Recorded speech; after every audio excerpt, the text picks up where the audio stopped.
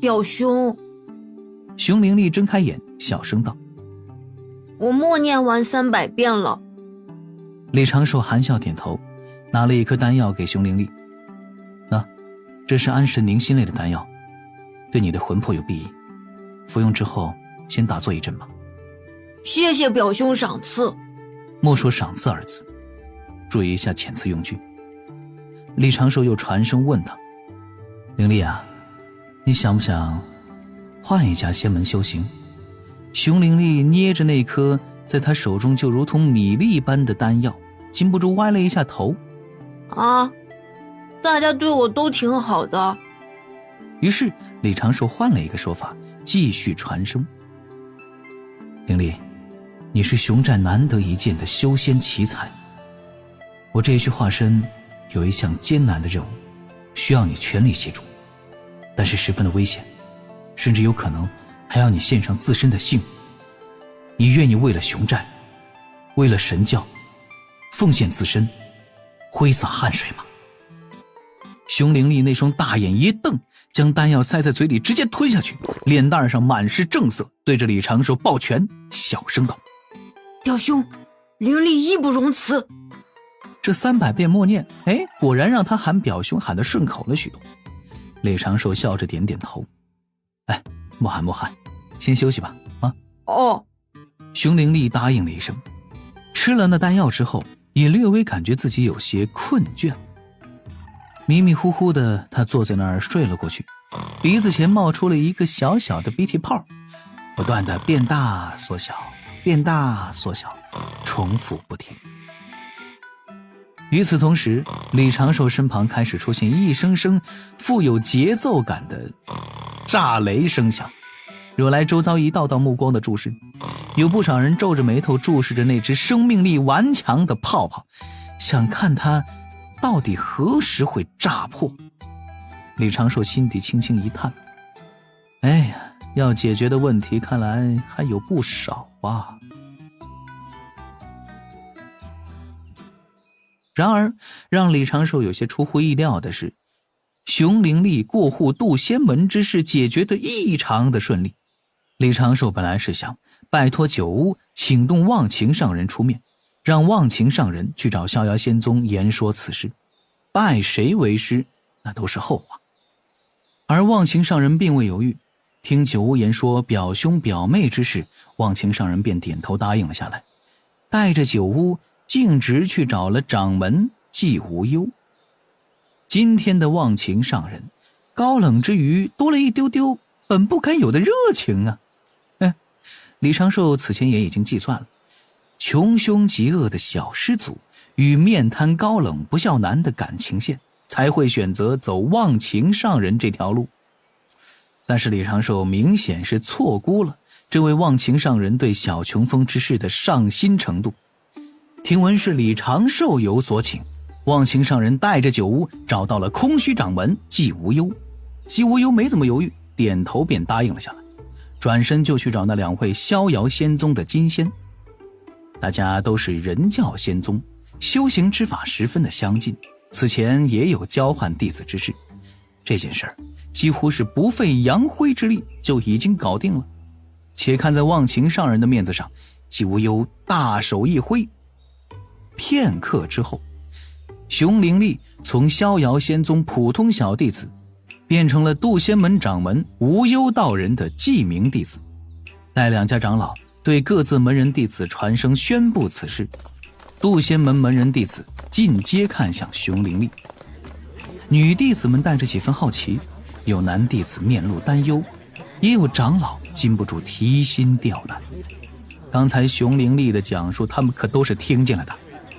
逍遥仙宗一方众门人弟子倒是没有什么太大的反应，有几位女弟子面露不舍，但是那些前来此地的天仙境长老们露出了安心且庆幸的微笑。还好他们都不是下一个受害者。所以说，李长寿看着身旁的铁塔少女，我这是稀里糊涂的给自己请了一位师叔回山供着。掌门收作记名弟子，辈分相当于有秦玄雅的师傅江金山呗。但是李长寿很快就发现了一个好处，有熊灵力在自己身侧，侧旁的大半视线都被他这个铁塔般的身躯给挡住了，自带阴凉角落。熊灵力沉沉地睡着，元魂之力有些微微的增长。李长寿静心思索，今后该如何安置培养熊灵力，以及这件事会引发的各种后续情形。毫无预兆的，有秦玄雅和九九几乎同时站了起来，而后两个人又隔空对视一眼，眼神交流了些许，便要一同来李长寿的身侧。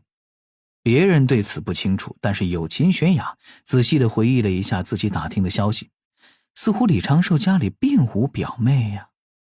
而九九只是单纯地觉得这个大块头妹子颇为有趣，想过来戳一戳她那一身罕见的腱子肉。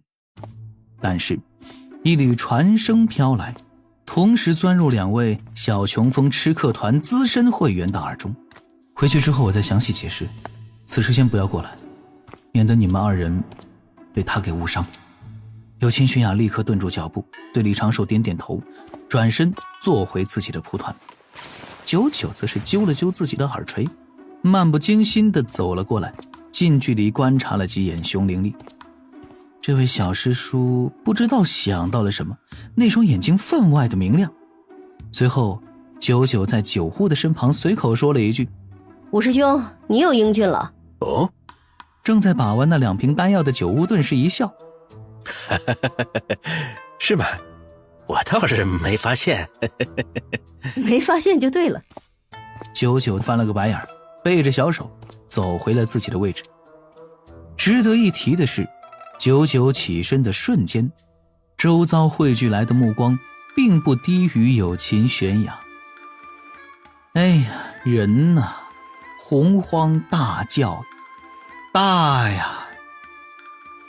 渡仙门一行人抵达此地时，大会还有半年才正式开始，而各家仙宗的门人弟子为了表明自家仙宗是正经门户，一个个都老老实实的打坐修行，努力去感悟大道，并未随意走动。还真有不少弟子在这半年之内境界有所突破。渐渐的，这一片盆地，这处小湖，汇聚的三教炼气是越来越多，但一直都未有多少噪杂之音。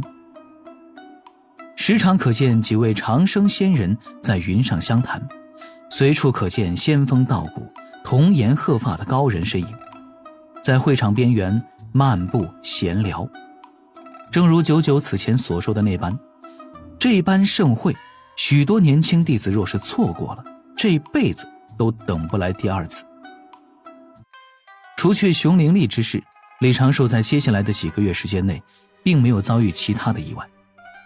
熊灵力一直安安静静地坐在李长寿身旁，守护着世界上最棒的海神大人。李长寿修行之余也开始了培训课程。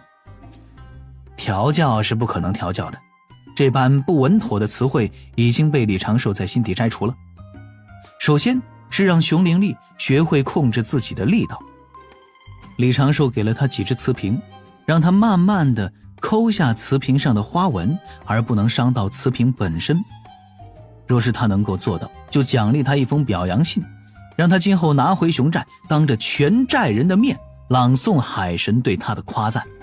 其次便是给了熊灵力一堆非修行用的典籍，让他多读读书，增加点秀雅的气质。日升月落，星辰云起，此地景致虽好，连续看半年也总会有人有些不耐。忽有一日，天地间出现了几股玄妙晦涩的道韵，四面八方传来奇珍异兽的嘶吼之声，盆地边缘飞起了数以万计的彩羽灵鸟，仙光如彩霞铺满整个天空。3道风姿不凡的身影踩着祥云自昆仑山方向而来，居中一老道目光神采奕奕，却是玉虚宫元始天尊座下第3位弟子赤精子。在赤精子左右两侧也都是大名鼎鼎的阐教12金仙。但是3个人刚靠近大会会场，在东南方向万里之外出现了一片黑压压的灰云。之所以是灰云，实在是白云太多了，堆在一块儿，导致云不透光。这大片灰云之上，一道道身影前后站立，一时竟数不清到底有多少身影。赤精子等3位阐教大佬一见，顿时变了面色，立刻拿出了传信玉符，赶紧摇人，必须摇人，急！这真不是来干架的？李长寿抬头看着空中东南方向悬停的那大片乌云，以及西北方向那几片白云，略微地感应了一下上面的气息。哈哈，当真是只差那么一点点，他就直接遁走了好吗？甚至李长寿都已经想好了某个并不存在的洪荒小报头条标题：惨烈3教源流大会，阐教爆发大战，大能接连出手，生灵死伤无算。之所以李长寿暂时留下来，是因为阐教一方率先飞出了一位仙人。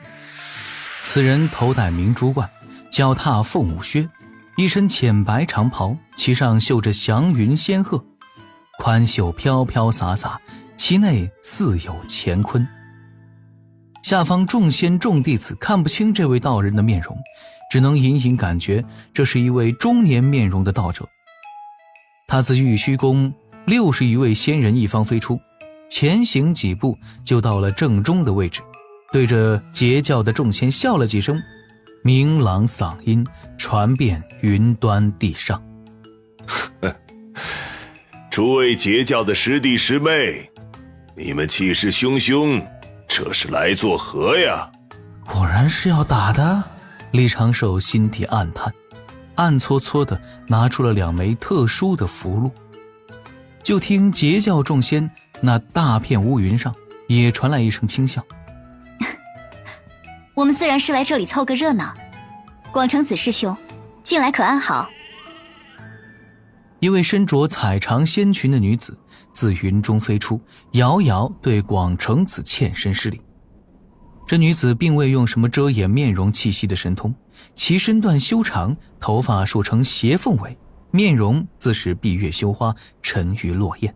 但是比起她的面貌身段，更让炼气士们惊叹的是她的修为、气质与道运。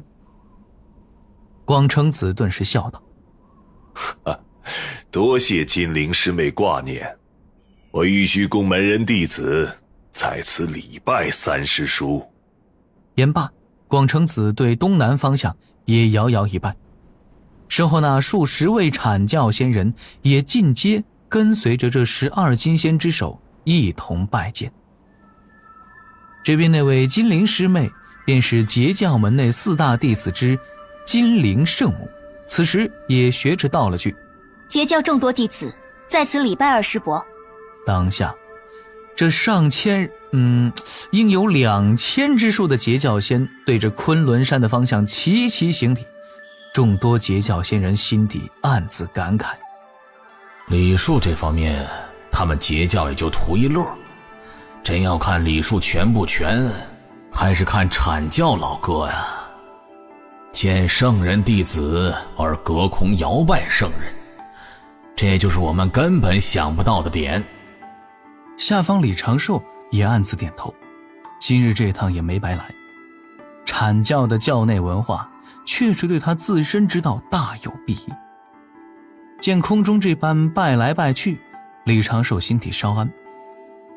这3教源流大会应该是道门继续兴盛的节点，且此时阐截双方的矛盾也并不算大，也就是教义理念有所冲突。当然此时双方这般其实也不太保准，若是两边能对对山歌，跳跳交际舞，那才能够证明互相之间没有敌意嘛。